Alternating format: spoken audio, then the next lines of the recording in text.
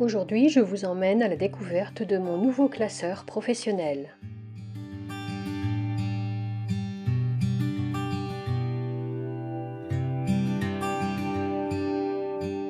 Aujourd'hui, je vais vous présenter mon nouveau classeur dans lequel je vais pouvoir mettre mon agenda professionnel, sachant qu'il ne s'agit pas vraiment de mon agenda, mais de l'endroit où je gère tout ce qui est marketing.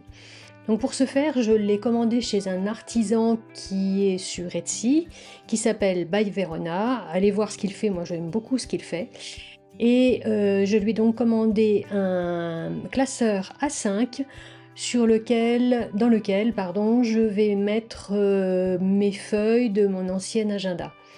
Alors comme vous voyez, la présentation est assez jolie et voici le classeur en question. Alors il est un petit peu souple, mais nous allons voir un petit peu plus loin comment y remédier. Regardez-moi cette beauté, comme il est magnifique. Moi j'aime beaucoup les couleurs, j'aime beaucoup la sobriété et surtout il est made in France. Malheureusement, l'artisan qui l'a fabriqué va partir à la retraite au mois de décembre, donc si vous voulez profiter de ce type de classeur, foncez sur Etsy et allez voir By Verona. Je mettrai le lien en barre d'infos.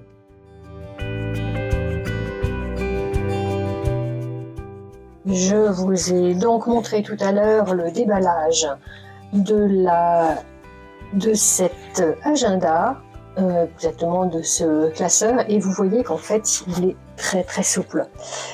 Alors pour moi ça va me poser un problème parce que j'aimerais bien que ce soit un tout petit peu plus solide, donc j'ai l'intention de le renforcer légèrement avec quelque chose d'un petit peu plus épais qu'une feuille de papier.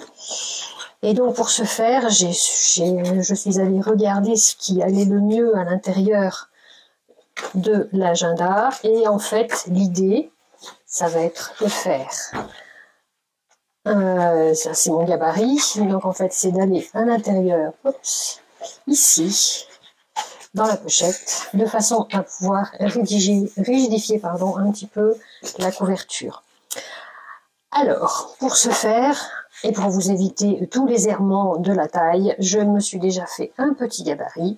Et pour rigidifier un petit peu cette couverture et ensuite pouvoir transférer ce qu'il y a dans cet agenda, dans celui-ci, je vais utiliser, vous voyez, il s'agit d'un reste d'emballage Amazon.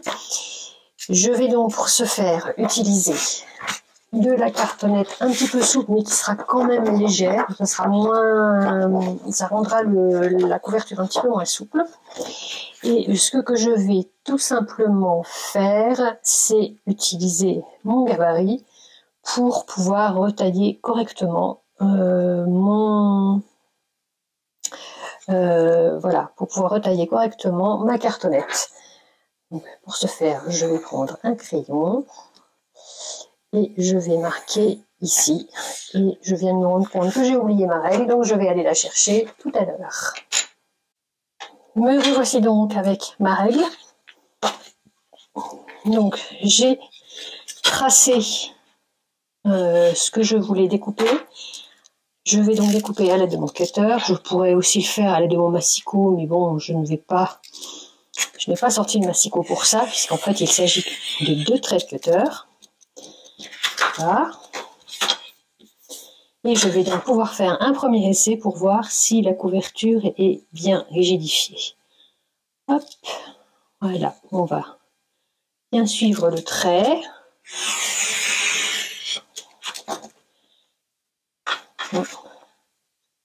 Là, je n'ai pas assez bien coupé.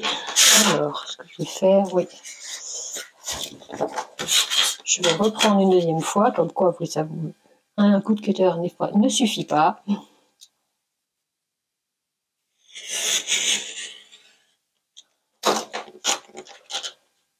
Hop, voilà.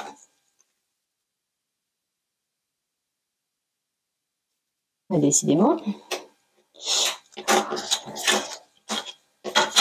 Et je vais donc faire un essai et voir comment ça rentre dans mon classeur.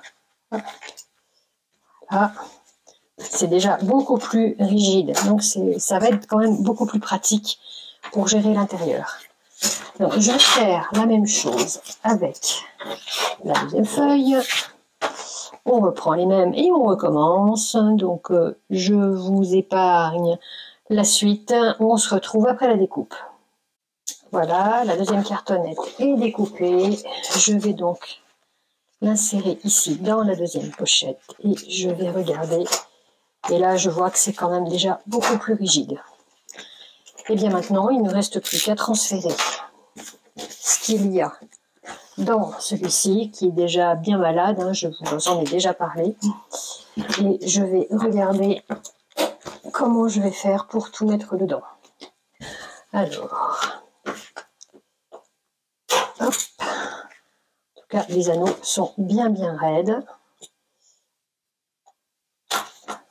Voilà.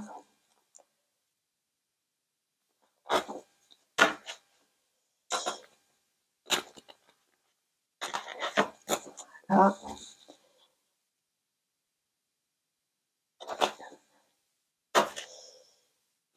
Et je ne pourrais pas en mettre beaucoup plus, quoi dessus. Je peux encore mettre les quelques feuilles de notes que j'ai ici.